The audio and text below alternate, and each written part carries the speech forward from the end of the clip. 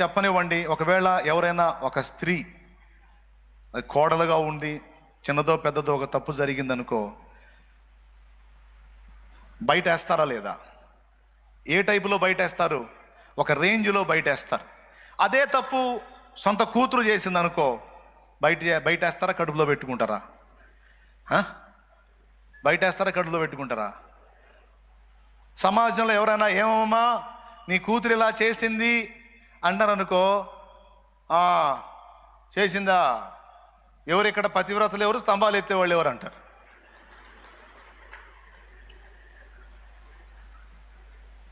కూతుర్నంటే, తన కూతుర్నంటే. అదే మరో తల్లి కన్నా బిడ్డ అయి ఉందనుకో, క్షమించరు.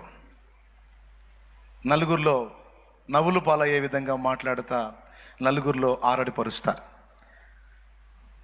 నేను ఒక మాట చెప్తాను, ఆమె కూడా ఒక తల్లి కన్న బిడ్డే కదా. ఇంకా చెప్పాలంటే తన ఇంటిని వదిలిపెట్టింది ఇంటికి వచ్చింది. ఏమని వచ్చింది? అత్తవి కాదు నువ్వు అమ్మవే అని, మామయ్య కాదు కన్న తండ్రి అన్నట్టుగా మీ పంచన చేరింది. తన ఇల్లు వదులుకుంది, తన వాకిలు వదులుకుంది, తన స్వజనంలో వదులుకుంది. మీరే తన సొంతమని తన ఇంటి పేరు కూడా మార్చుకొని ఆఖరికి నీ ఇంటి పేరే తన ఇంటి పేరు చేసుకుంది.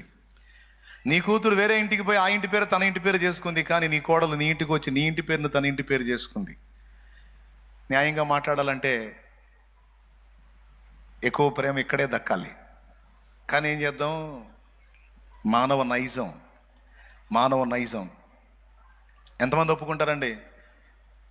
ఎంతన్నా చెప్పన్నా కోడల మీద ఎందుకు ప్రేమ పుట్టదో. కొంతమంది అంటారు, మనం ప్రేమ చూపినా అవతల చూపించాలి కన్నా, అవతల కూడా ఉండాలిగా. నేను చెబుతున్నాను, ప్రేమను పుట్టిస్తుంది, ప్రేమను మొలిపిస్తుంది. గోధుమ గింజ నాటితే గోధుమ చెట్టు వచ్చింది, మామిడి గింజ నాటితే వేప గింజ నాటితే. కొంతమంది అంటారు, అవతల వాళ్ళు కూడా ప్రేమిస్తే మనం కూడా ప్రేమించవచ్చు అని. ఓకే, ప్రేమించలేదు, నువ్వు ప్రేమించు, తప్పకుండా అవతల వాళ్ళలో కూడా ప్రేమ పుడుతుంది. అందుకు తిరుగులేదు. ప్రేమను పుట్టిస్తుంది. కొంచెం నిదానం కావచ్చు, కొంచెం ఆలస్యం కావచ్చు, కానీ ప్రేమ తప్పకుండా ప్రేమను మొలిపిస్తుంది. దేవునికి మహిమ. నీ సొంత అనుబంధాల విషయంలో కావచ్చు, కుటుంబంలోని వ్యవహారాల విషయంలో కావచ్చు, విమర్శ దినాన్ని దృష్టిలో పెట్టుకొని ప్రతి క్రైస్తవుడు బ్రతకాలి. ఒక రోజు ఉంది, ఆ రోజున దేవుడు నన్ను లెక్క అడుగుతాడు.